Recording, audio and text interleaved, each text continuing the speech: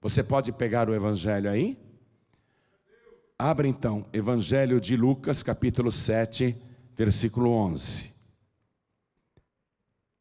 Está escrito o seguinte: e aconteceu, pouco depois, ir ele à cidade chamada Naim. E com ele iam muitos dos seus discípulos e uma grande multidão. Vou ler de novo. E aconteceu, pouco depois, ir Jesus à cidade chamada Naim. E com ele iam muitos dos seus discípulos e uma grande multidão. Agora eu leio mais uma vez, e você que está comigo aqui na sede da Paz e Vida, repete em seguida, vamos lá. E aconteceu, pouco depois, ir ele à cidade chamada Naim, e com ele iam muitos dos seus discípulos e uma grande multidão. Amém? Quem crê nisto que eu acabei de ler? Então vamos dar para esta palavra a melhor salva de palmas que pudermos dar agora. E você que está assistindo pela TV ou pelo youtube.com/joanribe, ou ouvindo pela Rádio Feliz FM, ou no aplicativo da Rádio Feliz no seu celular, junte-se a nós agora e aplauda também ao Senhor. Isso, ó, você faz parte da grande multidão que anda com Jesus. Então aplauda mesmo, glorifica. As nossas palmas melhoram quando a gente olha para o céu e diz: glória ao teu nome, Senhor. Levante os olhos, isso. Diga glória, glória ao teu nome. E continua aplaudindo. Pai, olha que coisa linda. Não é só aqui não. Em todo lugar, até fora do Brasil, tem gente te glorificando. Abençoa cada vida que te exalta agora. E sobre cada uma delas, derrama a tua bênção, a tua virtude, o teu poder. Pai Santo, em nome de Jesus, eu peço que o teu Espírito venha e tome a boca do pregador, os lábios do mensageiro. Quero que o Senhor fale com cada vida aqui presente e com quem está à distância, ouvindo ou assistindo. Eu quero que a tua palavra vá agora, retira todo impedimento, tudo que atrapalha a pregação da tua palavra, seja removido agora, e que a tua palavra vá e prospere naquilo para o qual está sendo enviada, em nome do Senhor Jesus. Diga amém, Jesus. Podem se assentar, por favor. Essa cidade de Naim ficava a 9, 10 quilômetros de Nazaré. Nazaré, como você sabe, foi a cidade onde Jesus cresceu, onde ele passou praticamente toda a sua vida. Por isso que até era chamado de Nazareno. E Nazaré fica na Galileia, e Naim também fica mais para cima na Galileia, mais perto ali da Síria, a 9 quilômetros de Nazaré. E Jesus foi para Naim. E essa cidade de Naim, na época de Jesus, tinha uma única estrada. Todo o trânsito era feito por essa única estrada, tanto os que entravam na cidade como os que saíam da cidade. Só uma estrada, porque Naim não era uma grande cidade, na verdade parecia mais uma aldeia com pouquíssimas residências. E Jesus, com uma multidão alegre, festiva, está indo na direção da cidade de Naim. Os seus discípulos estão juntos e com ele uma grande multidão. Ele foi para essa cidade chamada Naim. A multidão que está ali com Jesus é uma multidão que canta, é uma multidão que comemora, é uma multidão que vive os milagres de Jesus o tempo todo, diariamente. Eles estão felizes porque acompanham Jesus e só veem maravilhas. Jesus toma conta daquela multidão festiva, daquela multidão alegre, e Jesus está indo na frente, ao lado dele os discípulos e a multidão atrás. Uma multidão que canta, uma multidão que pula, uma multidão que louva a Deus, uma multidão onde não tem nenhum doente, uma multidão onde não tem nenhum endemoniado. Não que antes não tivesse, mas os que estavam doentes naquela multidão foram curados por Jesus Cristo. Os que eram perturbados foram libertados. Então, aquelas pessoas só comemoram, cantam, louvam, se alegram. E Jesus, como pastor daquele rebanho, está conduzindo as ovelhas. E ele pega essa única estrada que entra na cidade de Naim.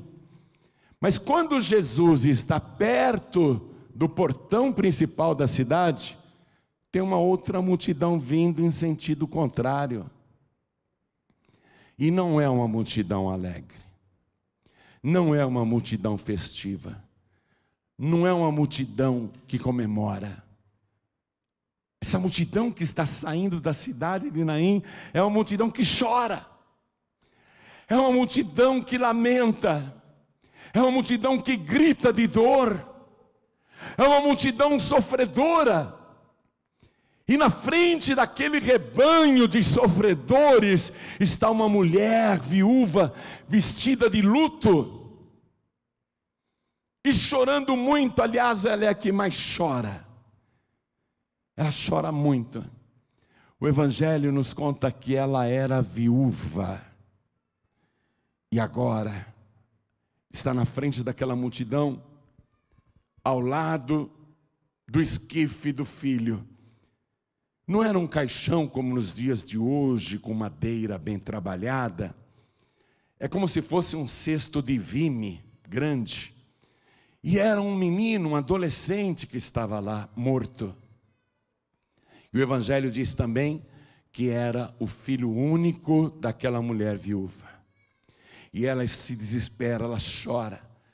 Nunca, nem nos piores pesadelos, ela imaginou que depois de ter sepultado o marido, iria um dia levar o seu filho pequeno para o mesmo cemitério, para colocar o cadáver do seu filho ao lado do cadáver do seu esposo. Aquela mulher estava com a vida arruinada, a morte acabou com ela, a multidão chorava com ela, a multidão uivava com ela, porque era muito triste, era um povoado pequeno, todo mundo se conhecia, e ninguém se conformava com aquela desgraça. Não tem muito tempo, essa pobre mulher sepultou o marido, e agora vai sepultar o filho, ela vai ficar sozinha. Todo mundo lamentava, era uma multidão muito triste. Naquela multidão triste, só uma criatura comemorava: a morte. A morte. Há um mistério sobre a morte. Você a vê retratada em vários lugares pelos artistas, como se fosse uma caveira segurando uma foice, uma caveira com um capuz, mas é uma maneira assim de ilustrar a morte.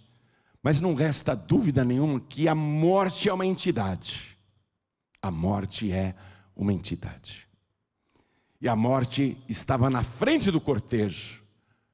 Ninguém podia vê-la. A morte era a única que comemorava e que se gabava de ter causado tanto sofrimento naquela pobre viúva. Pela segunda vez, a morte entrou na casa daquela mulher, matou o marido dela e agora acabou com seu filho. A morte está se regozijando, triunfante. A morte segue na frente, ela tem poder sobre os seres humanos. A multidão está saindo de Naim. E justamente naquela mesma estrada, na única estrada, aquela multidão triste, chorosa, aquela multidão sofredora, vai se encontrar com a multidão conduzida por Jesus, que é totalmente diferente. Há um contraste gritante. Desse lado aqui, saindo de Naim, choro, lamento, tristeza, luto, dor, sofrimento, angústia, inconformismo com a tragédia. E do lado de cá, a multidão que está entrando, tendo Jesus na frente, é uma multidão que comemora. É uma multidão que se regozija, porque na frente desta multidão não está o espírito da morte, está o espírito da vida do nosso Senhor e Salvador Jesus Cristo. Ele está na frente da multidão, Ele é a ressurreição e a vida, Ele é a própria vida, Ele é o verbo vivo de Deus. E as duas multidões se encontram na saída da cidade. A multidão de Jesus, que até então regozijava e louvava e cantava, vê o Senhor Jesus se aproximar do esquife, e ele só faz um gesto assim. Ele toca levemente no que seria o caixão, aquele cesto enorme de vime. Dentro está o garoto embrulhado com lençóis, ao lado daquele esquife, a mãe que chora muito, uma dor que só uma mãe pode entender o que é, uma dor indescritível, uma dor inexplicável. Ela está arrasada, a vida dela se acabou, foi sem esperança. Com certeza ela pensava, antes de o filho morrer, não é? Quando ela criou aquele menino, ela pensava, o meu filho vai crescer, o meu filho vai se tornar um homem, ele vai prosperar, ele vai conhecer uma boa moça, ele vai se casar, ele vai ter filhos, ele vai me dar netos, eu vou me alegrar na minha velhice. Esse era o sonho dela. Mas esse sonho se tornou um pesadelo, porque o filho dela nem ficará adulto, é um menino, está morto. Não vai chegar nem na fase adulta, nunca vai se casar, nunca vai ter filhos, a descendência dela acabou ali naquele caixão, e ela chora muito. A vida dela foi destruída. Jesus parou o cortejo, só com um gesto. Fez assim com a mão e tocou no caixão. E deixa eu dizer uma coisa. Jesus não podia ter tocado naquele caixão, naquele esquife. Porque a palavra de Deus, lá no livro de Levítico, diz que o ungido, o sacerdote ungido, e Cristo quer dizer ungido, uma palavra grega que significa ungido. O ungido não poderia se chegar em qualquer morto, nem pelo seu pai, nem pela sua mãe. Jesus não poderia ter tocado naquele esquife, porque isso contamina quem é santo. Mas como explicar o gesto de Jesus? Ele está se contaminando com a morte. Ele está deixando passar para o corpo dele a morte daquele menino. Porque lá em Isaías capítulo 53, versículo 4, está escrito que verdadeiramente Ele tomou sobre si todas as nossas enfermidades e as nossas dores. Ele veio para isso, para receber as piores coisas da raça humana. Por isso que Ele tocou no caixão. Naquele momento Ele se contaminou com a morte do menino. E o cortejo parou. E a mulher chorando muito. O Evangelho diz que Jesus, vendo aquela mãe chorar daquele jeito, se encheu de íntima compaixão. Compaixão é a capacidade de você sentir a dor de outra pessoa. Íntima compaixão é a capacidade de você se colocar na dor da pessoa. conseguir sentir intimamente, nas entranhas, a dor daquela pessoa que sofre.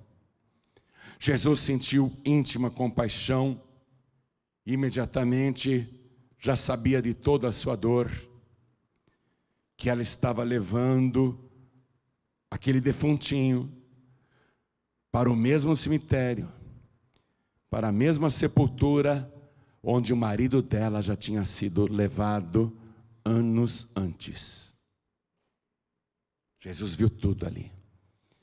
Hoje, quando os arqueólogos escavam lá na cidade de Naim, eles encontram cavernas que eram usadas como jazigos. E aquelas cavernas são como um cemitério espalhado nas montanhas de Naim.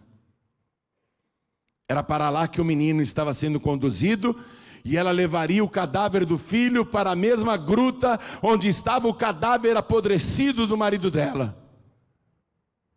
Era isso que ia acontecer, mas algo que ela não esperava aconteceu no meio do caminho. Jesus se apresentou ali. Jesus surgiu no meio do caminho dela.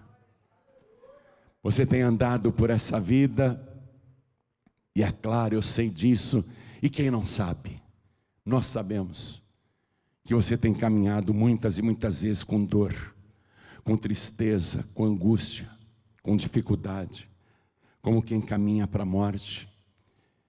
Desgraças e desgraças acontecendo com a sua família, com as pessoas que você ama, e você se sente incapaz, você não se conforma, porque qual é o pai, qual é a mãe que pode se conformar vendo o filho, a filha, jogar a vida numa lata de lixo, se destruindo com as drogas, com as más companhias, andando com bandidos e traficantes?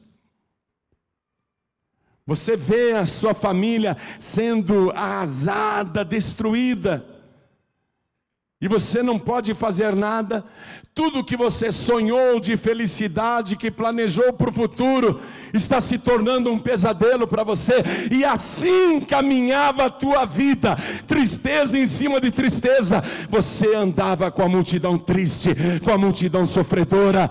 Mas escute esta palavra: aconteceu algo na estrada da tua vida. Um acontecimento inesperado. Você não imaginava. Escute isso. Você estava seguindo a tua vida de tristeza, de dor, de doença, de sofrimento, mas aconteceu algo inesperado na tua vida, e você já está entendendo o que aconteceu. Eu vou dizer a si mesmo: Jesus Cristo colocou a mão no teu cortejo, e Ele disse: chega de sofrimento, eu estou aqui, diz o Senhor. Eu vou parar o sofrimento da tua vida. Eu vou parar, eu vou estancar a tua dor. Eu vou parar com as tragédias que estão acontecendo com você. E Jesus não precisa de muita coisa. É só um gesto assim na tua direção. Só um gesto assim. E mesmo que a morte esteja à frente da tua vida, a morte vai ter que respeitar o autor da vida, que é Jesus Cristo. A morte vai ter que parar o seu traçado, o inferno vai ter que desviar o seu caminho, porque nessa estrada reta está o nosso Senhor e Salvador Jesus Cristo. É o caminho por onde você vai, é o caminho por onde você volta. Só tem um caminho na sua vida, e Jesus disse: eu sou o caminho, eu sou a tua estrada. Jesus se pôs no lugar daquela viúva, e ao invés de chorar com ela, porque a palavra de Deus diz para a gente chorar com os que choram, ao invés de Jesus chorar, Ele diz para aquela mulher: não chores. Atenção, Ele diz para você: não chore. Pare de chorar. Pare de chorar. E por que vou parar de chorar, Senhor? Você vai parar de chorar porque eu entrei na tua vida, porque eu estou com você. Não chore mais, eu estou contigo. Não chore mais, eu entrei na tua vida. Não chore mais, eu encontrei você. Pode parar de chorar, pode parar de chorar, eu encontrei você. A princípio é difícil, não, você chegar num funeral e ouvir uma palavra dessa? Não chore. Jesus poderia naquele momento dizer: eu vou encomendar a alma desse menino, eu vou encomendar este corpo para o céu, para o paraíso. Não chore, viu? Eu vou fazer este teu filho entrar no paraíso. Mas Jesus não parou aquele funeral, aquele cortejo fúnebre, aquela procissão fúnebre. Ele não parou o funeral para realizar uma cerimônia fúnebre ou encomendar aquele corpo. Ele parou o funeral e manda parar o choro também, manda parar o desespero, manda parar a angústia, manda parar tudo, porque Ele vai fazer um milagre extraordinário. Quando Jesus diz para você: pare de chorar, é porque Ele tem autoridade para enxugar as tuas lágrimas. Ele tem poder para secar os teus olhos. Ele tem poder não apenas para estancar o teu choro, mas resolver este problema que está causando tantas lágrimas na tua vida. Jesus não diz simplesmente: não chore. Ele diz: pare de chorar, porque eu resolvo o teu problema. Está chorando por quê?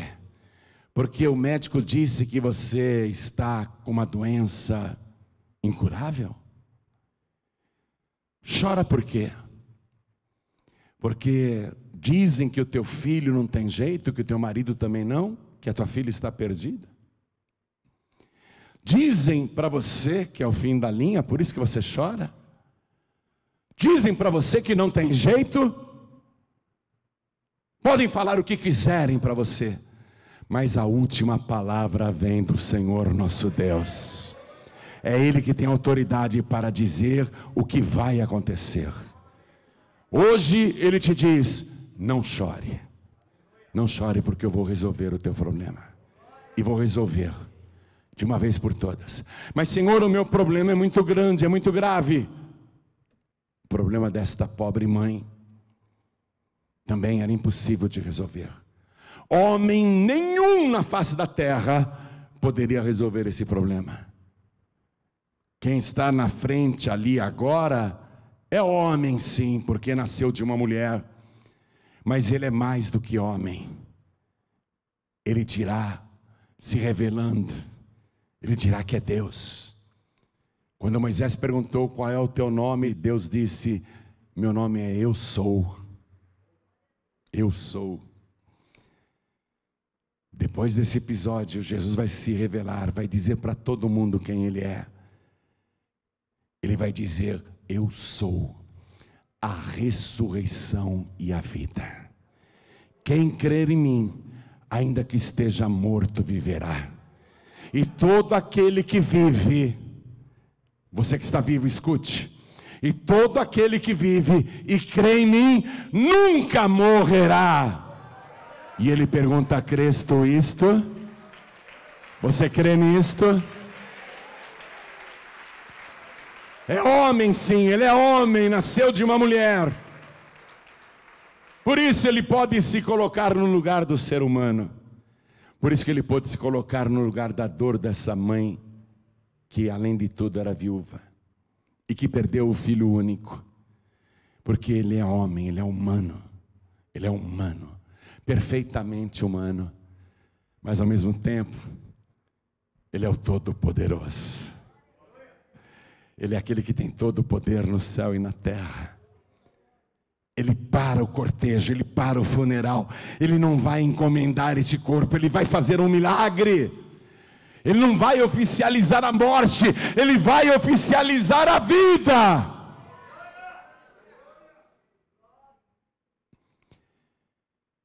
Versículo 14. E chegando-se Jesus, tocou o esquife, e os que o levavam pararam, e disse: jovem, eu te digo, levanta-te. Eu vejo Jesus de uma maneira totalmente admirável. Quando uma pessoa morre, o cérebro para de funcionar, o ouvido para de ouvir, os olhos param de enxergar, o coração para de bater, o sangue para de correr, empoça nas costas, instala-se o rigor mortis. Uma pessoa morta, você pode falar com ela quanto você quiser, pode sacudir o morto dentro do caixão, pode sacudir a defunta dentro do caixão e gritar o mais alto que os seus pulmões puderem, e o morto não vai ouvir. Mas Jesus, que poder é este? Que autoridade é esta? Porque Ele fala com o vento e o vento obedece. Ele fala com o mar e o mar se aquieta. Ele fala com uma árvore que nem olhos e nem ouvidos tem, e a árvore vê e ouve Jesus. E aqui Ele fala com um garoto morto, dirige a palavra para o menino morto. Ele diz: moço, menino, mancebo, jovem, eu te digo, quem é que está falando? O autor da vida. Eu te digo, quem é que está falando? O Senhor Todo-Poderoso, aquele que tem todo o poder. Jovem, eu te digo, eu que estou falando, eu te digo, levanta-te.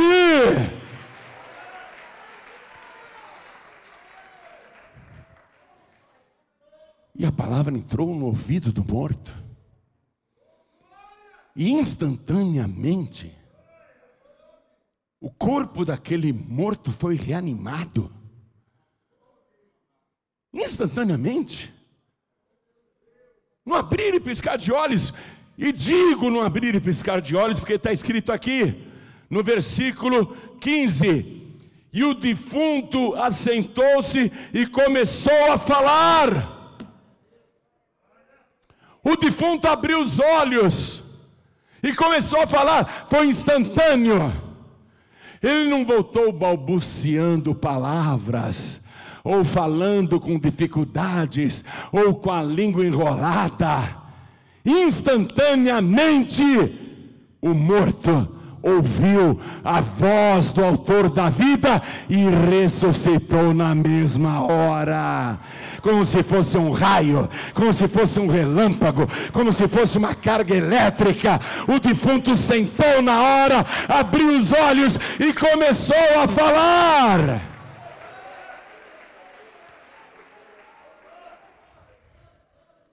Na primeira carta de Paulo aos Coríntios, capítulo 15, versículo 26, está escrito que o último inimigo que será aniquilado é a morte. E eu gosto desse versículo, porque ele é perfeito. A morte é o último inimigo. Eu te disse que a morte é uma entidade. A morte é o último inimigo. E a palavra diz que este último inimigo vai ser aniquilado. Atenção nesta palavra, aniquilado. A palavra não está dizendo derrotado, porque derrotado foi aqui, ó, quando Jesus falou com esse defunto e ele ouviu. Ali a morte foi derrotada. Mas a profecia está dizendo que a morte um dia será aniquilada. O último inimigo, aliás, eu diria o seguinte: o inimigo mais resistente, mais cruel de toda a raça humana, a morte. A morte será aniquilada. Aniquilada quer dizer exterminada, reduzida a nada, deixar de existir.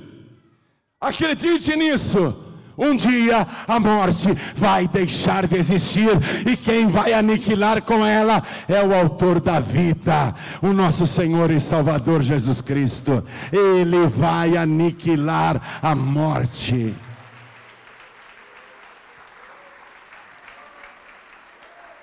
E o versículo 51 diz assim: eis aqui vos digo um mistério. É um mistério. Na verdade, nem todos dormiremos, isto é, morreremos. Mas todos, atenção, mas todos seremos transformados. Num momento, ante a última trombeta, porque a trombeta soará,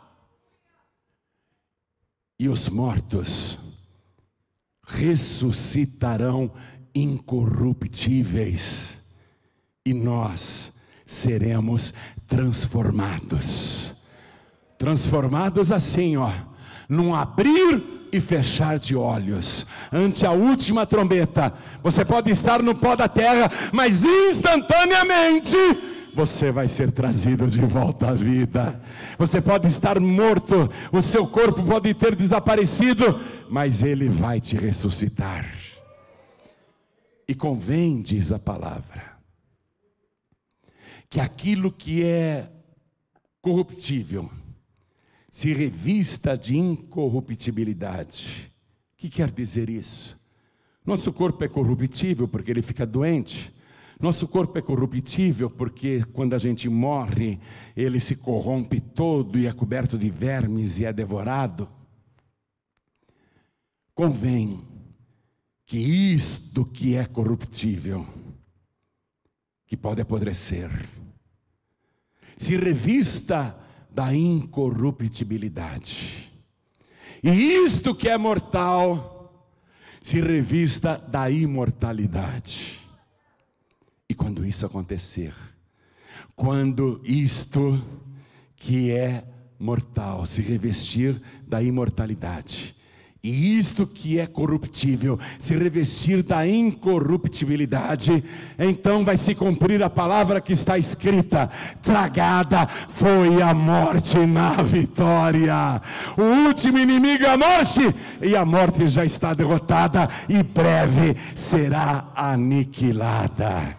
Não haverá mais morte, muito breve, muito breve. Quando a última trombeta soar, e a trombeta soará. Jesus deu provas em vida que ele tem autoridade sobre a morte, poder para trazer de volta a vida, não apenas o filho da viúva de Naim, mas também trouxe de volta a vida a filha do Jairo, que tinha 12 anos e morreu, e trouxe de volta a vida o Lázaro, que estava morto há 4 dias e apodrecido, e ele mesmo, Jesus, morto, sepultado, ressuscitou no 3º dia, e tem nas mãos as chaves da morte e do inferno. A morte traz tristeza para quem não tem Jesus. Para quem tem Jesus, a morte não significa absolutamente nada. A morte não nos mete medo, e Jesus diz aqui no Evangelho de João, capítulo 5, eu vou ler o versículo 24 e faço questão de ler para você. Escute, João capítulo 5, versículo 24, ele diz: na verdade vos digo, que quem ouve a minha palavra e crê naquele que me enviou, tem a vida eterna. Não é que terá, tem a vida eterna, e não entrará em condenação, mas passou da morte para a vida. Quem crê nisso? Então dê uma salva de palmas para Jesus. Quem ouve estas palavras que você está ouvindo e crê naquele que enviou Jesus, não entrará em condenação, mas passou da morte para a vida. Toda a igreja fique de pé, por favor. Imagine a alegria daquela mãe de ver o filho de volta à vida, cancelar o funeral, cancelar o cortejo fúnebre, e ao invés de ir lá para as cavernas sepultar o único filho adolescente, ela vai poder voltar para casa e ver aquele filho finalmente crescer, se tornar um homem, conhecer uma boa moça, se casar, ter filhos e dar netos para esta mulher. Parecia que a vida dela tinha acabado, parecia que não tinha mais esperança, mas Jesus deu uma nova vida para ela. Ela viveu um milagre de Jesus na sua vida, e você também vai viver um milagre de Jesus na sua vida. E o milagre que Ele quer operar agora é o principal de todos. Escute, o milagre que Jesus quer operar agora é o maior de todos os milagres. Ainda que seja muito bom fazer paralíticos andarem, cegos enxergarem, surdos ouvirem, ainda que seja maravilhoso curar cancerosos e leprosos, restabelecer a saúde de pessoas desenganadas, libertar os oprimidos, fazer maravilhas, ainda que seja tudo maravilhoso, o maior de todos os milagres Ele veio fazer. É o principal da sua missão. Ele disse: eu vim buscar e salvar o que se havia perdido. Para Ele não existe milagre maior do que te salvar. Pegar uma pessoa que estava na estrada para o inferno e trazer esta pessoa para o caminho da vida. Para Ele não há milagre mais importante do que este, de escrever o teu nome no livro da vida, de dar para você a eternidade, e digo mais, sem que você mereça. A salvação não é dada porque você é bonzinho, ou porque fez algo para merecer, é de graça, é presente de Deus, é milagre. O milagre é inexplicável. Eu já recebi esse milagre, garanto para você, é o maior de todos os milagres. Ele já me curou, já me livrou da morte, Ele já fez tantas coisas boas, mas o maior milagre que Ele operou na minha vida foi o meu nome escrito no céu. O meu nome está lá, e Ele quer escrever o teu nome lá também, para te dar a certeza da vida eterna, a alegria da salvação. Ele tem autoridade para curar você da morte, e a morte é causada pelo pecado, e Jesus aniquila o pecado. Ele te purifica de todo o pecado, Ele arranca o vício que destrói você, o pecado que te domina. Ele faz o diabo perder força na tua vida. Ele retira a autoridade do inferno, a autoridade de Satanás. Ele te liberta de verdade, Ele te dá vida de verdade. E se você andar com Ele até o fim, Ele vai te levar para a glória, com o corpo transformado, com o corpo restaurado, com o corpo imortal. Esse mesmo corpo, eu não sei se você assistiu aquele filme O Céu é de Verdade. É baseado no caso real de um garoto. Ele conta, hoje já é um moço, ele conta em suas palestras e na época ele tinha 5, 6 anos só, que ele conheceu o avô dele lá no céu, que Jesus apresentou o avô dele. Aí o pai aqui na terra, que era um pastor, pegou a foto do pai dele, a foto de um velho, e mostrou: foi esse homem que você conheceu, meu filho? O menino olhou a foto daquele velho e falou: não, e foi brincar. Então o menino está delirando. Semanas depois o menino estava do lado do pai, e o pai mexendo nas fotografias antigas, e passa uma foto lá de um jovem, e o menino de 6 anos olhou e falou: olha o vovô! Eu conheci o vovô. O pai era pastor, pegou a foto: foi esse aqui que você conheceu? A foto do avô quando era jovem.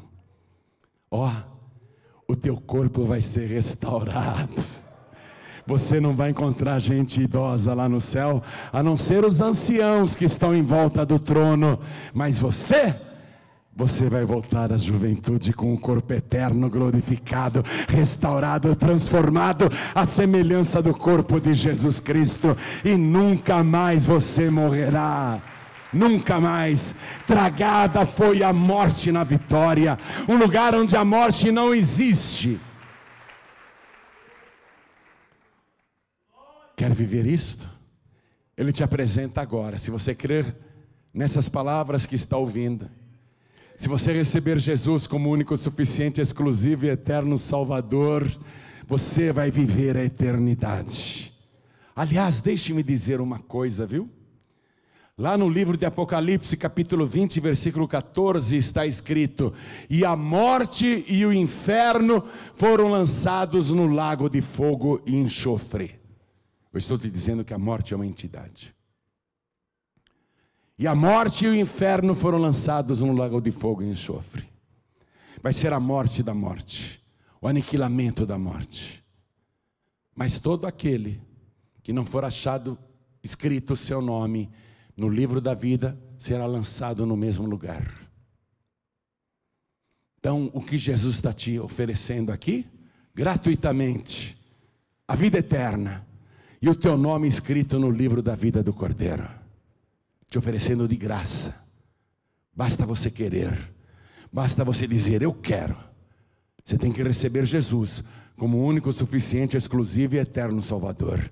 Você tem que dizer: eu quero a vida eterna que só Jesus Cristo pode dar. Quem quer, erga a mão direita bem alto. Todos que querem receber agora Jesus como único, suficiente, exclusivo e eterno Salvador, ergue mais alto a mão. Ergue mais alto a mão. Ele vai escrever o teu nome no livro da vida. Vem aqui para frente, por favor, e vamos aplaudir ao Senhor Jesus por cada vida que está vindo, por cada pessoa que está chegando.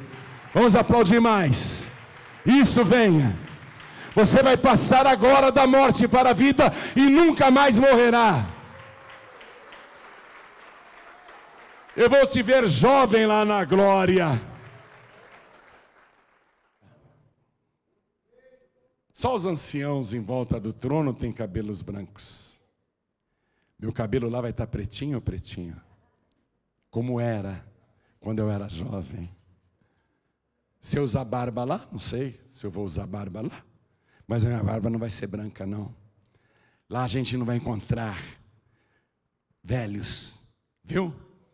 Aqui na terra o nosso corpo é corruptível, o nosso corpo envelhece, o nosso corpo estraga, mas lá na glória não, nosso corpo estará transformado. Eu quero chamar aqui na frente todos os filhos pródigos e filhas pródigas, os que estão sem igreja, filho pródigo e filha pródiga. Jesus está voltando, e você resolve ir para o mundo agora, o mundo de pernas para o ar, e você resolve ir para o mundo. Vem aqui para frente, vem para cá, volte para os braços do Pai. Isso, vamos aplaudir ao nome de Jesus. Quem mais vai vir? Quem mais? Vem, vem, vem filho pródigo, vem filha pródiga. Se eu te ligar aqui na terra, será ligado no céu. Eu vou orar por você e assim será feito. Vamos aplaudir mais ao nome de Jesus. E eu quero chamar os que nessa turbulência mundial estão enfraquecidos na fé. Tantas lutas, perseguições, tantos males, tanta dor, tanta tristeza, e você se deixou abater. Você pensa até em desistir. Você está cansado, cansada. Pastor Jorim, eu estou cansado. Às vezes eu penso em desistir. Você não pode desistir. Jesus disse: quem perseverar até o fim será salvo. Eu não tenho opção. Eu não tenho a opção de dar um tempo. Eu não posso dizer para Jesus: vou dar um tempo, viu? Eu não posso desistir. Você que está se sentindo fraco, fraca, querendo até desistir, nós queremos orar por você, porque você não pode desistir, você não pode parar. Você está no caminho, você está na estrada da vida. Vem em frente, segue em frente. O Senhor é contigo. Vem aqui para frente, vem para cá. Todos que se sentem fracos, Todos que estão com dificuldades de seguir na estrada da vida, no caminho, vem aqui para frente. E eu quero falar com você que está assistindo pela TV, ouvindo pela rádio ou pela internet.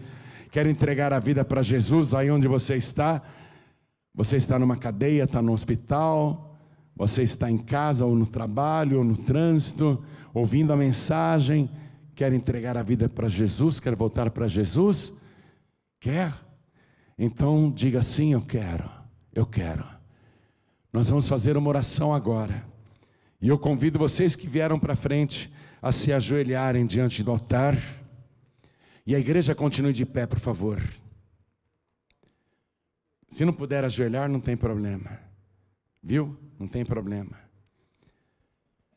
Coloque a mão direita sobre o teu coração e quem está à distância também. E ore assim comigo: meu Deus e meu Pai, a tua palavra me deu a certeza da vida eterna, e eu creio em quem o Senhor é. O Senhor é o meu único, suficiente, exclusivo e eterno Salvador, aquele que venceu a morte e tem poder para me dar a vida eterna. Eu suplico, Senhor, perdoa os meus pecados e escreve o meu nome no teu santo livro, o livro da vida, e me dê agora, junto com o perdão, a certeza da minha salvação, porque eu declaro que o Senhor Jesus é o meu único, suficiente, exclusivo e eterno Salvador para todos sempre. Amém. Continue em espírito que eu vou orar agora e toda a igreja também vai orar por você. Pai querido e Deus amado, uma alma vale mais do que todo ouro e toda a prata do mundo.